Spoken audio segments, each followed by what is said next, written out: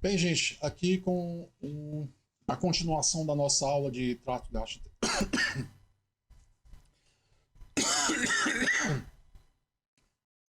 Bom, gente, aqui nós temos a continuação da nossa aula de sistema gastrointestinal. A gente vai falar agora da visualização 3D das peças anatômicas, das estruturas. Tá? A primeira estrutura que eu mostro é a cavidade oral. A cavidade é essa, gente, ela é limitada superiormente pela maxila e pelo osso palatino, é esse pequeno pedaço, e posteriormente pelo palato mole. E aqui nós temos o músculo da úvula. O úvulo aqui é a parte final do nosso palato mole. Lateralmente, nós temos na cavidade oral, anteriormente, os dentes, tá? E nós também temos aqui uma pele circunvizinha, tá? Que aqui não aparece no detalhe, tá? Inferiormente, nós temos o soalho da boca, feito aqui pelo músculo miloioide, tá? É o soalho da nossa boca. Anteriormente eu já falei que é pela abertura da boca. E posteriormente nós temos aqui alguns arcos. E a união desses arcos aqui é chamado, com a úvula, é chamado de istmo das fauces. A istmo das fauces é o que a gente conhece como garganta. Então, essa seria a abertura posterior da nossa cavidade oral. Para quem não sabe o que é istmo das fauces, você pode ir ao espelho. Quando você abre bem a boca, você vai ver uma estrutura, né, que é formada por um arco e finalizada pela úvula. Essa estrutura é chamada de istmo das fauces. Muito bem. Qual o conteúdo da nossa cavidade oral? Inicialmente nós temos os dentes, a arcada dentária. A arcada dentária começa com dentes decíduos na fase inicial da vida. Tá? Geralmente os incisivos são os que iniciam. Tá? São os dentes mais anteriores, seguido por caninos e depois os pré-molares. Tá? A primeira arcada ela é constituída por 20 dentes e a última arcada finalizada no adulto é constituída por até 32 dentes. Tá? Pode ser que algumas pessoas nasçam sem esse terceiro dente molar, que é também chamado de dente ciso, ou nasçam sem eles, ou nasçam com eles incompletos. Por exemplo, 3, 2, 1, assim vai. Tá? Então pode chegar a 32 dentes, sendo 8 de um lado em uma arcada superior, 8 de um lado na arcada inferior e mais 16 aqui no outro lado da nossa arcada dentária. Os dentes eles têm várias funções, como cortar, como triturar, como prensar o alimento, que vai passar aqui pela nossa boca. Tá? E na pressão dos mesmos também há a possibilidade da liberação de saliva, porque há um mecanismo mecânico de liberação de saliva quando os molares, principalmente os dois molares superior e inferior, são pressionados. Os dentes decíduos, eles têm uma quantidade de tempo para cair, né? Existe um tempo por apoptose, uma articulação do tipo gonfose, que prende o dente à arcada dentária.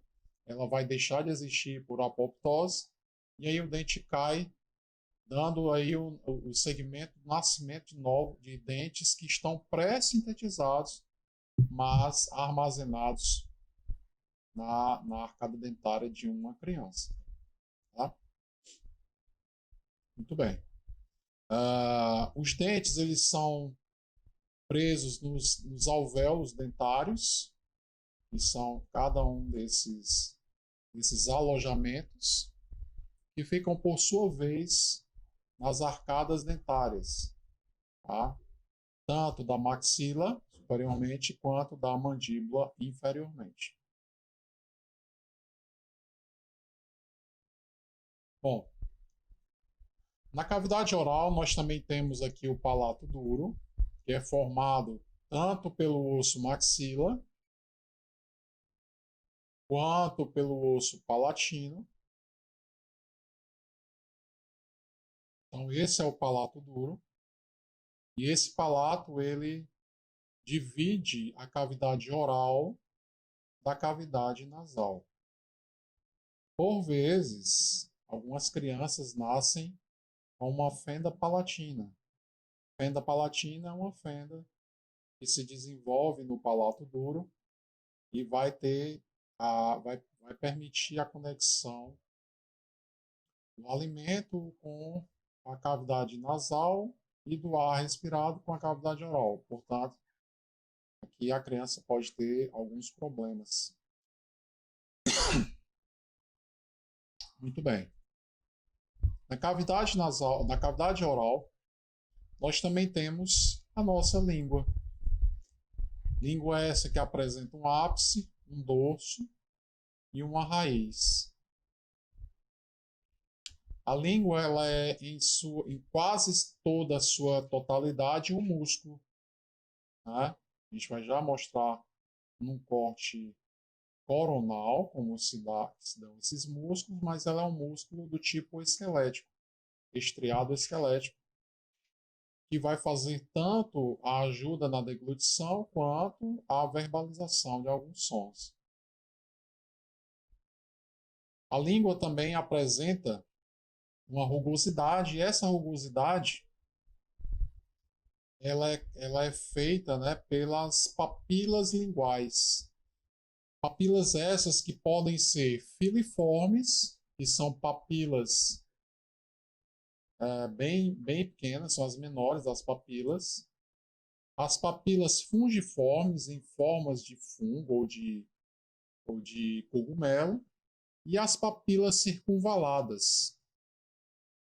As papilas circunvaladas são papilas maiores, com vários botões gustativos, que são células próprias, mecanismos próprios para a identificação de sabores. Tá?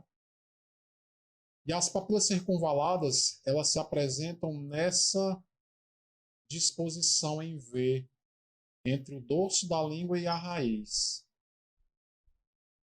Tá? São botões maiores, são papilas maiores que vão se desenvolver aqui na nossa língua. E a nossa língua ela tem vários paladares diferentes. Na verdade, são 5 tipos de paladares. O primeiro é o salgado, que é o reconhecimento na molécula de cloreto de sódio, presente em alimentos.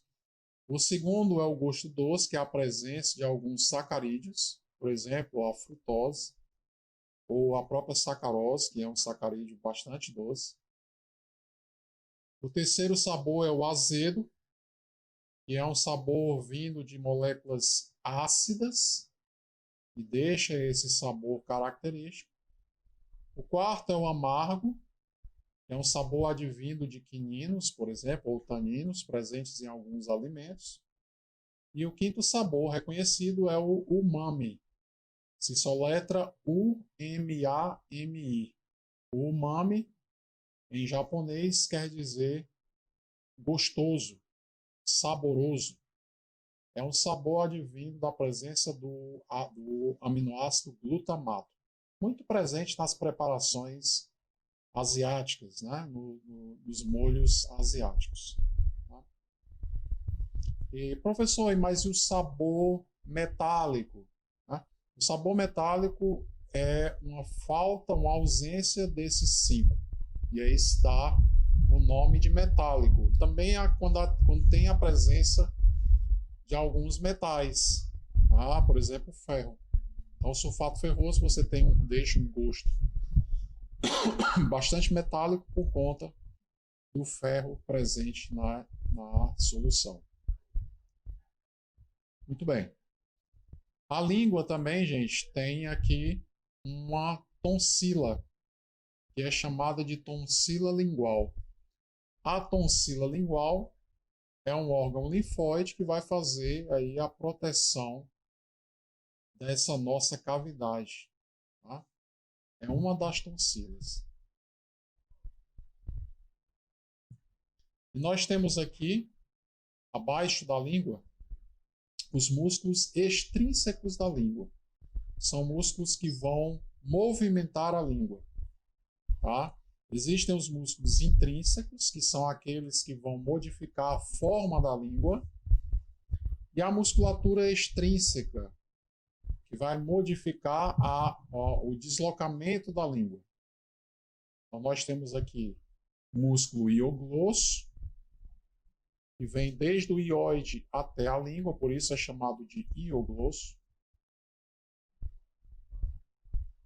O músculo genioglosso vem das espinhas genianas, aqui na mandíbula, e vai até a nossa língua. E nós temos também aqui uma visão acima desse músculo, nós temos o músculo mioglosso, que não estamos visualizando aqui, mas também forma aí esse trio muscular extrínseco da língua. Estamos aproveitando aqui essa imagem também para mostrar a glândula sublingual, que vai desembocar a saliva aqui no leito sublingual. Aqui a glândula submandibular, cujo ducto vai terminar no segundo molar inferior.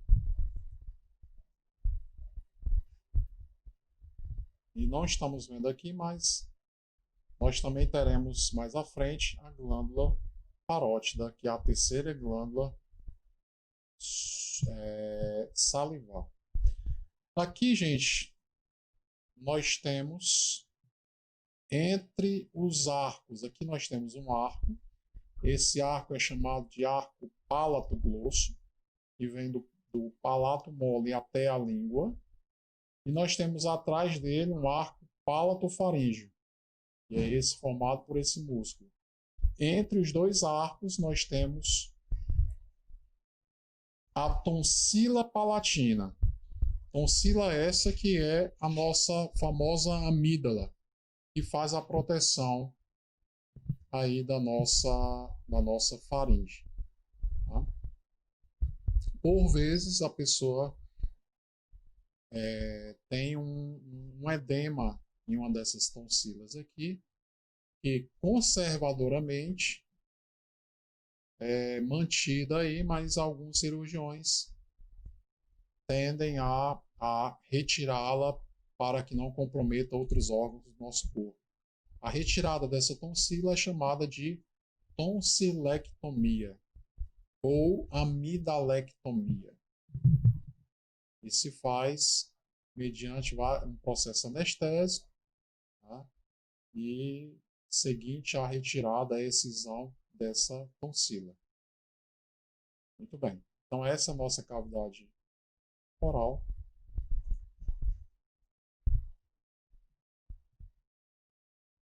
Aqui vamos mostrar a língua. uma secção coronal. Vocês podem ver que a língua foi seccionada. Aqui nós temos a raiz da língua, né? A tonsila e a raiz. Nós vemos aqui o palato mole, formado aqui pelo palato grosso, músculo palato grosso. E nós temos aqui a língua, tá? Cortada. Aqui nós temos os músculos intrínsecos da língua, que modificam a forma da língua. Nós temos aqui o músculo longitudinal superior.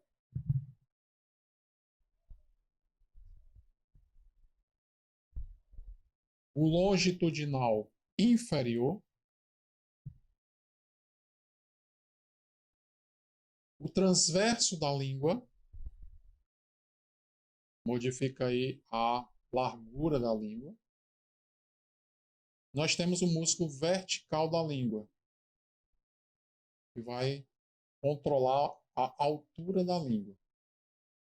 E aqui nós temos também, né, os músculos extrínsecos da língua. O gênio glosso, que eu havia mostrado, o ioglosso, e aqui eu mostro nesse detalhe alguns outros músculos, como por exemplo o genoioide e o miloioide. E também tem o estiloglosso, que é um músculo que vai auxiliar a movimentação da língua. E essa é a nossa língua.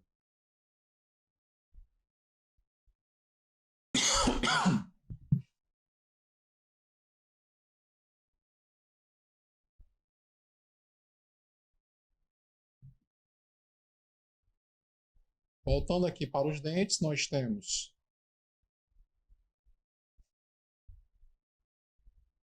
o incisivo central, o incisivo lateral, são os mais anteriores dos dentes. Vocês podem ver que ele só tem uma raiz. O canino, até esse também tem uma raiz. Os outros temos mais de uma raiz. Nós temos os pré-molares, no caso aqui o primeiro premolar, o segundo premolar, o primeiro molar, o segundo e o terceiro molar. Então essa é a nossa arcada com 1, 2, 3, 4, 5, 6, 7, 8. Mais 8. Mais 8, mais 8. 8 vezes 4, 32 dentes. Essa é a nossa possibilidade.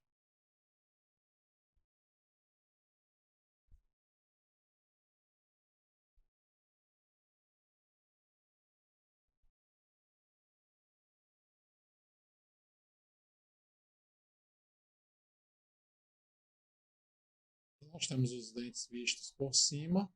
E aqui a mandíbula. A mandíbula é essa que vocês já estudaram. Os ossos. Aqui passa o nervo mandibular. É o nervo onde você precisa bloqueá-lo, precisa anestesiá-lo para fazer algum procedimento na nossa arcada dentária inferior.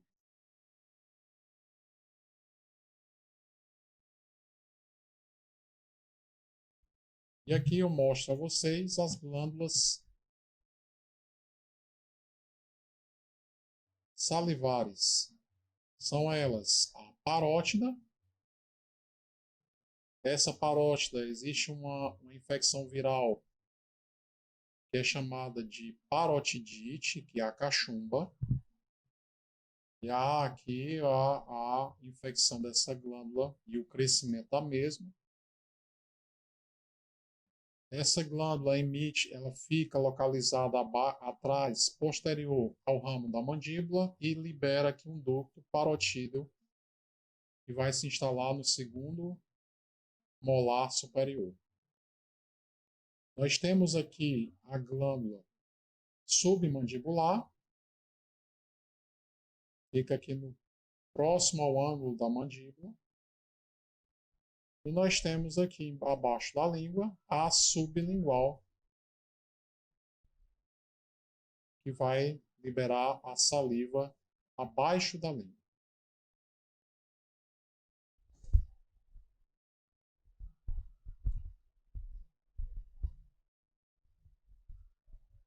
Partindo para a camada inferior, a camada posterior, que é a orofaringe, nós temos aqui, só para situar, aqui a face e aqui a parte posterior. Nós temos aqui, gente, ó, o istmo das fauces, que é essa abertura, limitada aqui pelos arcos palatoglosso, pela úvula. A úvula é um músculo e tem também é um gatilho para o vômito.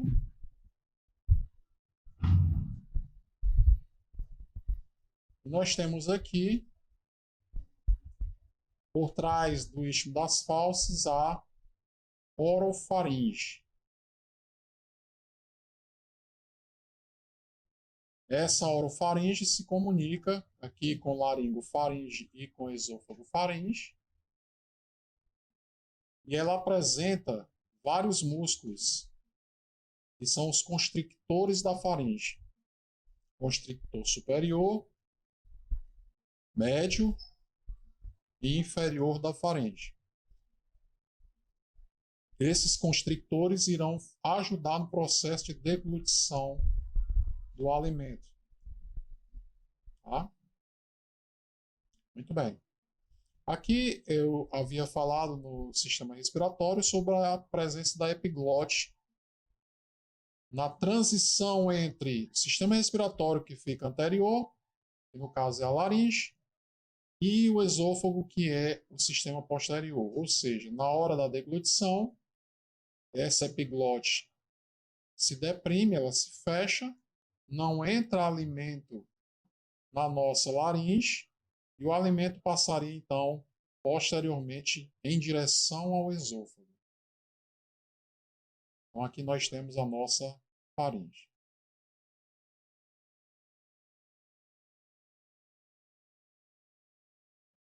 No hemiface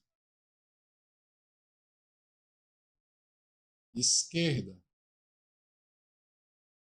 nós vemos exatamente isso. Aqui nós temos a língua, o istmo das fauces e a nossa orofaringe. Quando ela chega na laringofaringe, ela vai fechar, na deglutição ela fecha, e aí o alimento passa direto para o esôfago.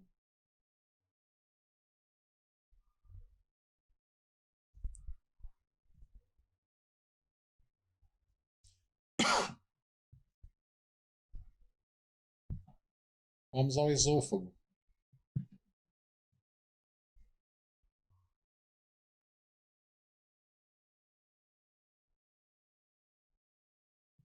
Bom, gente, o esôfago é um órgão que vem desde da laringe, perdão, da faringe, atravessa o tórax, ou seja, ela tem aqui uma parte cervical, uma grande parte torácica, e aqui uma pequena parte abdominal. Lembrando que esse esôfago ele tem algumas constricções visualizadas, por exemplo, no raio-x. Essas constricções são marcas deixadas por órgãos que passam anteriormente ao esôfago. Esse é um órgão condutor, é um tubo condutor de alimento. Ele não tem função digestória ou absortiva e também não tem proteção contra o ácido biliar. Portanto, o refluxo esofágico, que é o fluxo para cima de ácido, pode fazer com que haja aqui inflamações e assim outras patologias características desse esôfago.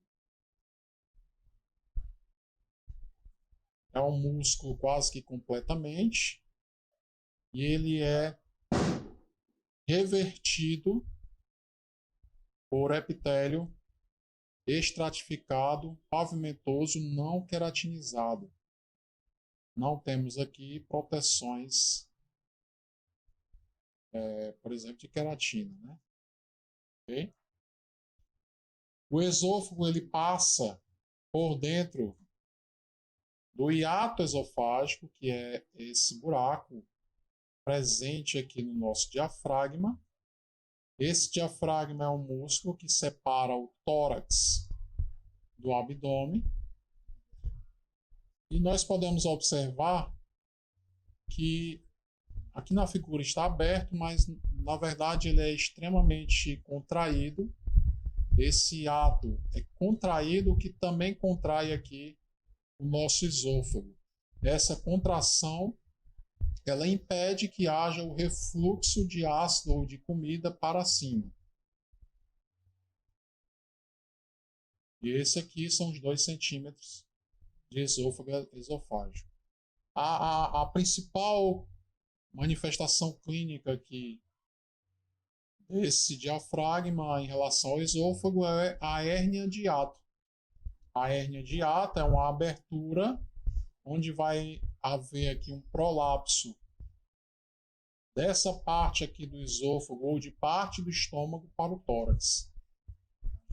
A manifestação mais comum seria a pirose, que é a liberação de ácido graxo, de ácido clorídrico para o nosso esôfago e assim, portanto, para as partes mais superiores, como por exemplo a própria laringe, que pode culminar inclusive em algumas doenças mais perigosas.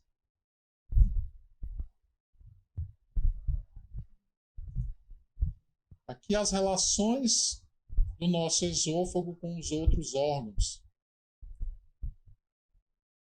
Então, nós temos aqui o coração repousando sobre o diafragma. Nós temos a traqueia, que passa posterior ao coração. E nós temos o esôfago, que passa posterior à traqueia. Tá? Então, a grande relação é essa. Bom?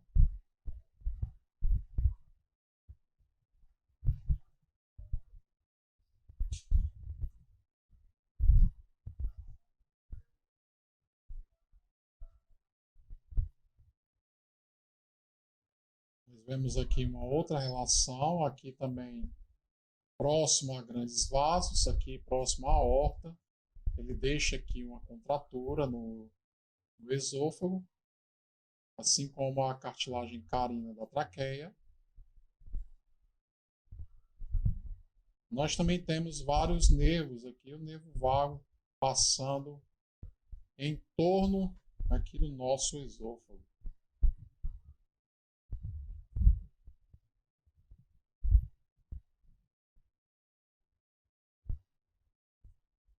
Em relação ao estômago, que é a parte seguinte,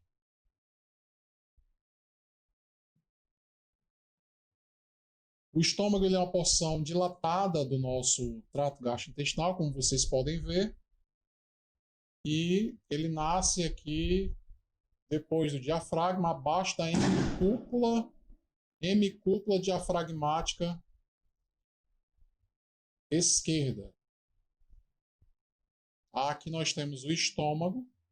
O estômago ele tem essa disposição em forma de um J e em algumas pessoas em forma de um C. Vai depender da característica da pessoa, se ela é longilínea ou brevilínea. Tá?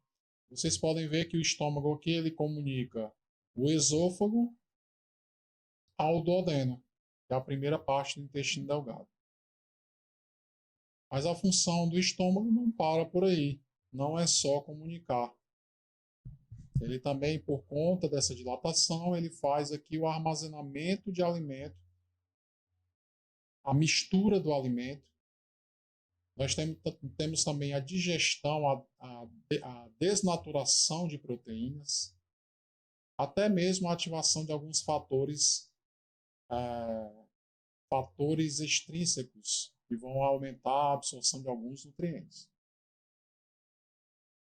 Nós temos essa parte mais dilatada superior aqui, chamada de fundo do estômago. Normalmente está repleta de ar, que é o ar presente quando nós fazemos a nossa mastigação.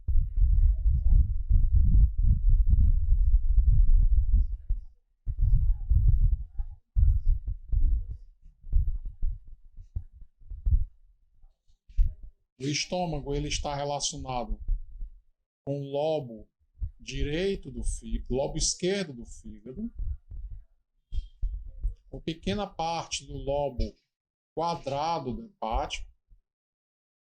Temos aqui a relação com os órgãos que se continuam, no caso o esôfago e o duodeno. Nós temos aqui o estômago tocando o hilo do baço. Nós temos o baço, que é um órgão linfóide. Nós temos também o pâncreas, em amarelo o pâncreas. E aqui o nosso cólon transverso. E, portanto, aqui nós temos à disposição o nosso estômago. O estômago, ele também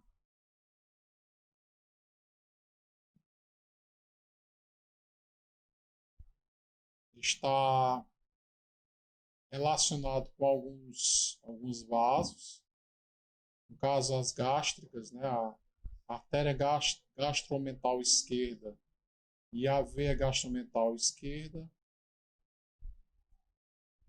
Ela vai nutrir aqui a grande curvatura. Nós temos também a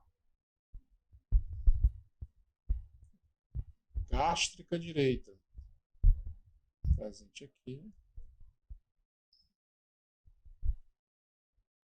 Perdão, a gástrica esquerda, presente aqui na pequena curvatura, juntamente aqui com o tronco vagal anterior.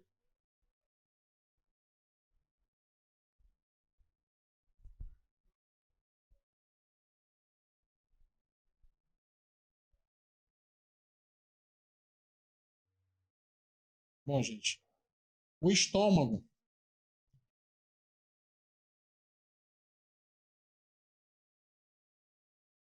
apresenta aqui a primeira parte. Essa parte é chamada de cárdia. Cárdia do estômago. É a parte inicial do estômago. É ela que se comunica com o esôfago. Nós temos aqui, nessa linha, né, dessa incisura, traçando aqui uma linha virtual. Nós temos essa parte superior que é chamada de fundo gástrico ou fundo do estômago. Normalmente presente apresenta como conteúdo o ar deglutido.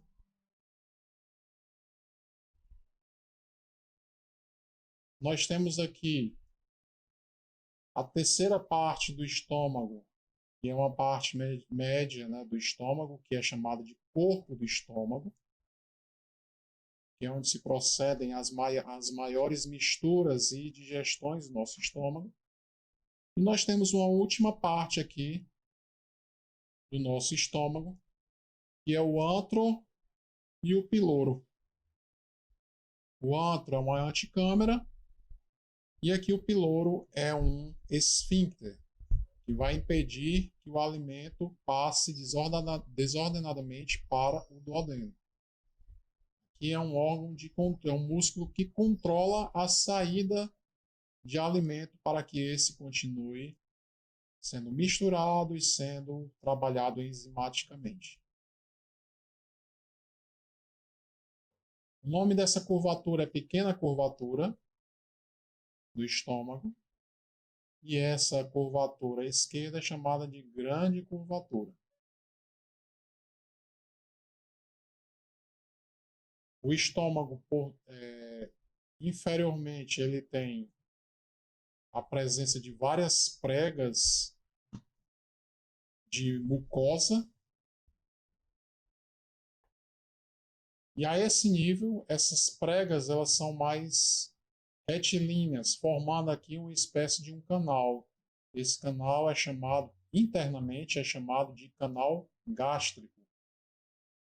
E é por onde, por exemplo, os alimentos menos digeríveis, os mais digeríveis, né, os mais rápidos, como a água, alimentos pouco sofrem digestão, né, como por exemplo água e alguns outros pequenos nutrientes, eles passam como se fosse um atalho. Esse é o canal gástrico.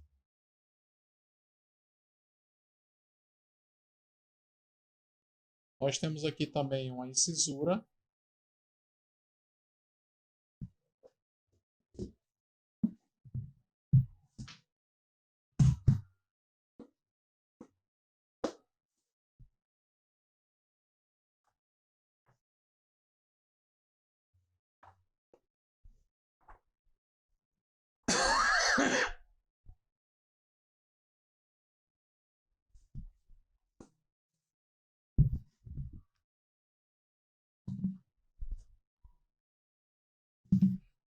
Então, nós temos também aqui uma incisura. Essa incisura é chamada de incisura angular,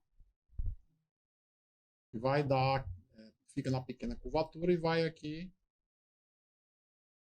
referenciar o começo do antro e o fim do corpo do estômago.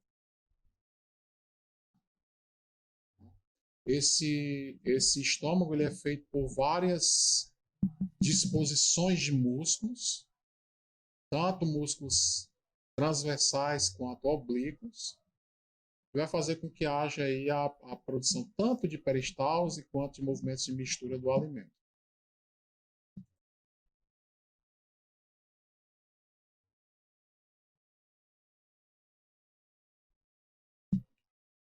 Seguindo ao estômago, nós temos aqui a primeira porção do intestino delgado.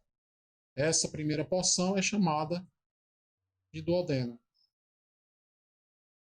O duodeno recebe o alimento do estômago e também recebe as secreções vindas tanto do pâncreas, esse órgão amarelo, quanto da vesícula e do fígado, vesícula biliar,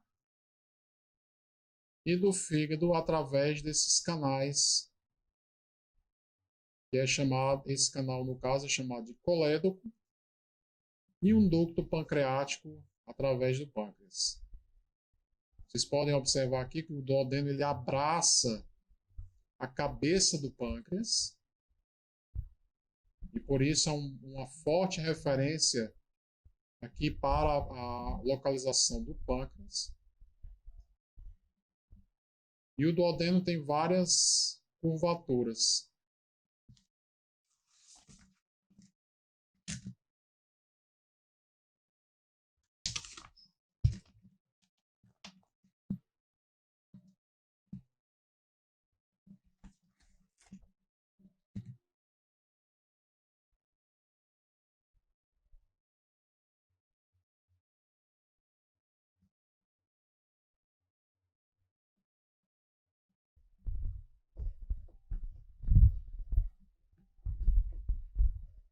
Superior, descendente, horizontal, ascendente. As partes do duodeno são a primeira parte, que é chamada de superior, é a que se conecta aqui com o estômago. A segunda parte é chamada de descendente, que é a que recebe a secreção pancreática e biliar. A terceira porção é chamada de horizontal. E a quarta parte é uma última parte chamada de ascendente. Uma vez que o intestino terminou, ele começa agora com o jejuno, que é a segunda porção do intestino delgado, e depois com o ilho.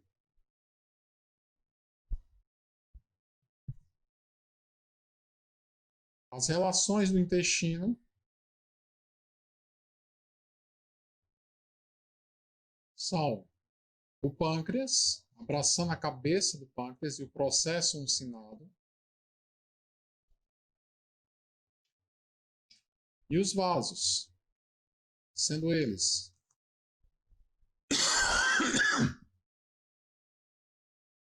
aqui na parte horizontal do intestino do duodeno, a artéria mesentérica superior, que é a artéria que vai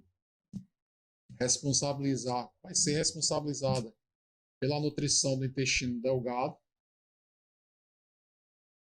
e a veia mesentérica superior. São vasos bastante calibrosos. Nós temos também aqui a artéria e veia pancreato-duodenal, que vai fazer a nutrição do nosso intestino, do nosso duodeno. Aqui nós temos uma gastro-duodenal, que vai fazer a nutrição da parte superior. Lembrando que o duodeno ele tem aqui, como vocês podem ver, um ducto pancreático principal e um acessório em amarelo. E temos aqui o ducto colédoco que vem da bile. Nesse momento, onde ele entra no intestino, ele vai entrar numa ampola chamada de ampola pancreatobiliar. Essa ampola desemboca aqui no esfíncter, que é chamado de esfíncter de Oddi, ODDI, que vai liberar suas secreções através de uma papila chamada de papila duodenal maior. No caso do ducto pancreático acessório, libera numa papila duodenal menor.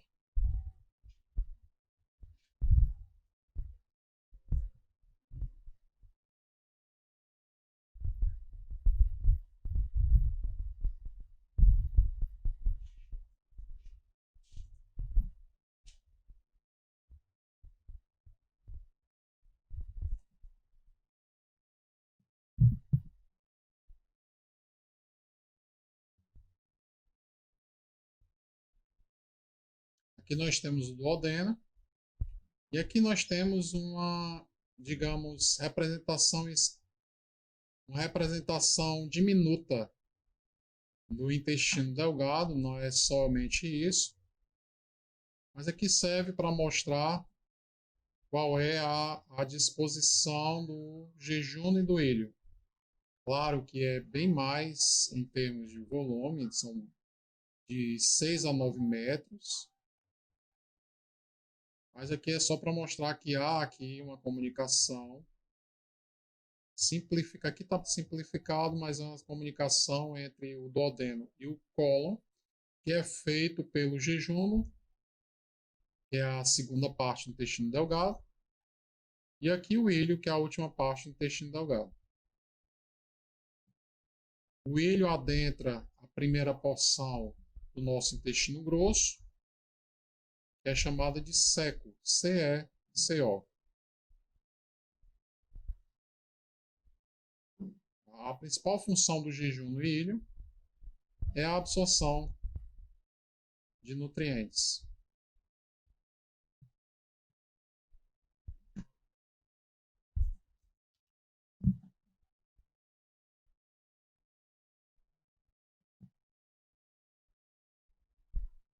Aqui nós temos a o plexo mesentérico superior, que é nervo, sistema nervoso autônomo. Tá? E aqui nós temos as artérias mesentéricas. As artérias mesentéricas irão para o mesentério e nutrirá, por fim, o intestino delgado e também parte do intestino grosso.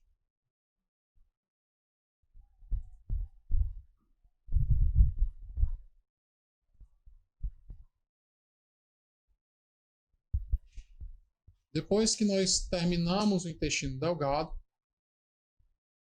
o ilho vai desembocar aqui no seco o alimento para ser reabsorvido. Que nutriente vai ser reabsorvido? A água. Portanto, aqui começa-se a produção de fezes. Nós temos aqui na entrada do seco uma válvula que impede o refluxo de fezes para o ilho. Essa válvula é chamada de válvula ilho-secal. Nós temos aqui o seco, que é a primeira porção do intestino grosso. E nós temos aqui o apêndice vermiforme, que é o apêndice responsabilizado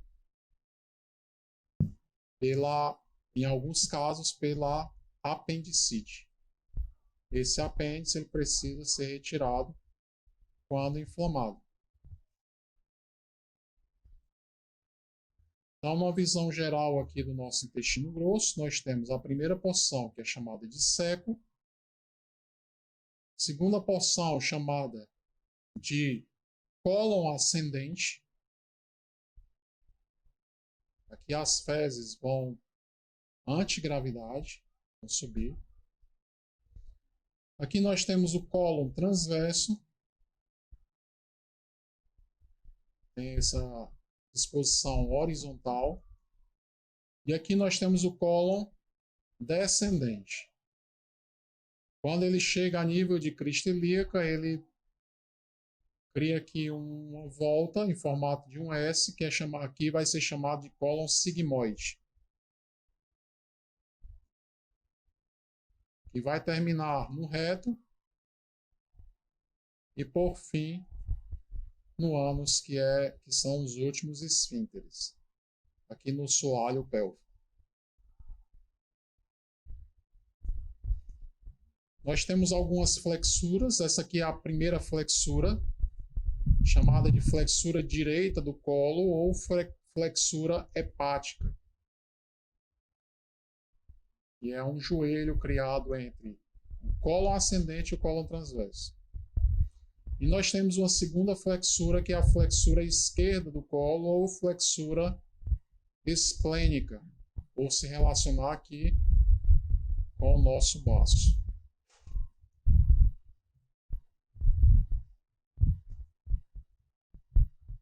E aqui fica o nosso intestino grosso.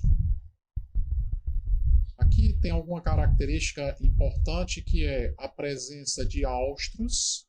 O intestino grosso ele tem os áustros, que são essas dilatações. Essas dilatações, lembrando, elas quem dão a forma das fezes.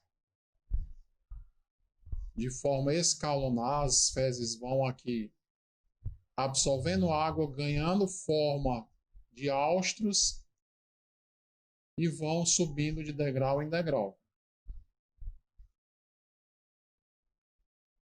A segunda característica do nosso intestino grosso é a presença de tênias. As tênias são músculos no sentido longitudinal e vão promover a peristalse das fezes, ou seja, o deslocamento longitudinal das fezes. Existem 3 tênias. Uma tênia livre, uma tênia omental, ou também chamada de epiploica, e uma tênia aqui mesentérica. E a terceira característica do nosso intestino grosso é a presença de apêndices epiploicos, que não estão aqui presentes, mas são sacos ricos em gordura, presente em todo a extensão do intestino grosso. Então, mais uma vez, o que difere o intestino grosso, principalmente do intestino delgado, são os áustros, as tênias e os apêndices epiploicos.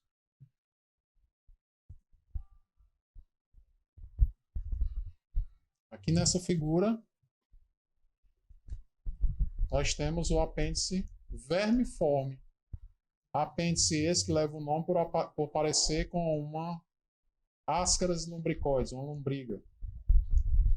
E ele é um tubo de fundo cego, aqui ó, ele para aqui, e que pode depositar aqui fezes e outros materiais.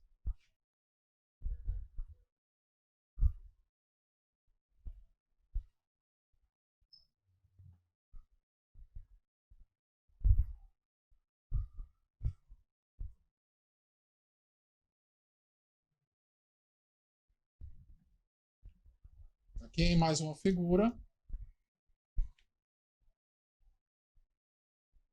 mostramos os cólons, seco, cólon ascendente, flexura hepática, cólon transverso, flexura esplênica, cólon descendente, cólon sigmoide, reto e o ânus. O ânus que é um esfíncter com dupla inervação, tanto involuntária quanto voluntária.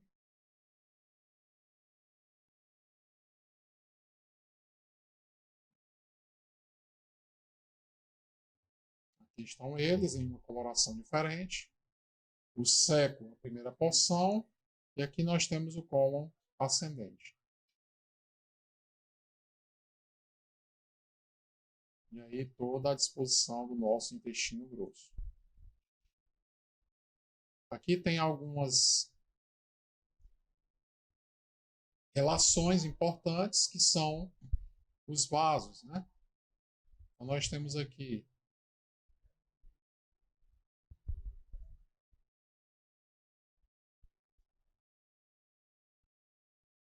um arco justa marginal, artérias sigmoides, várias anastomoses acontecendo, todas vindas da artéria mesentérica superior e da artéria mesentérica inferior, as duas ramos diretas da artéria aorta. As veias vão tributar o sangue para a veia porta hepática, que vai terminar no nosso fígado.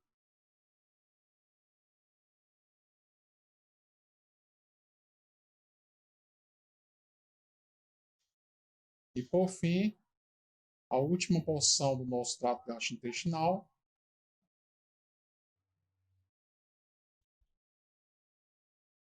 que seria aqui o nosso reto.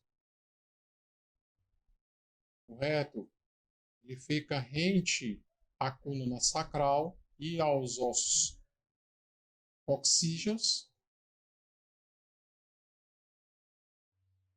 Segue-se ao cólon sigmoide e é terminado aqui pela última porção, que é o ânus, com a presença de dois esfíncteres, um esfíncter anal interno, que é autônomo, e um esfíncter anal externo, que é voluntário.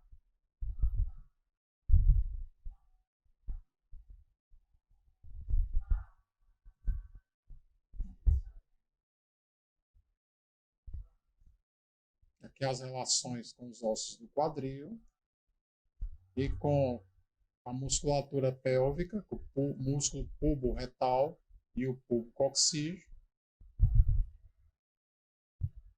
e posteriormente com o ilho coccígeo e o músculo levantador do ânus.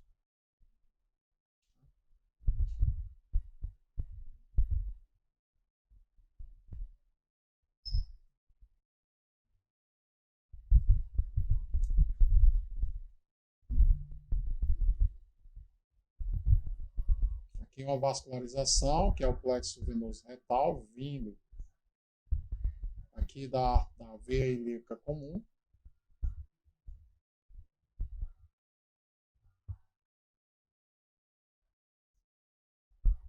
E da veia ilíaca interna.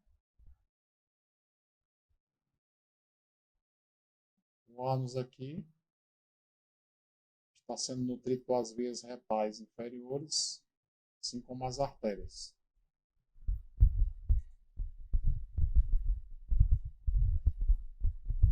E, portanto, gente, esse é o tubo gastrointestinal. Espero que vocês tenham aproveitado essa visualização. Treinem aqui no Anatomy Learning para ficarem aí mais com melhor aprofundamento em relação a esse tubo gastrointestinal.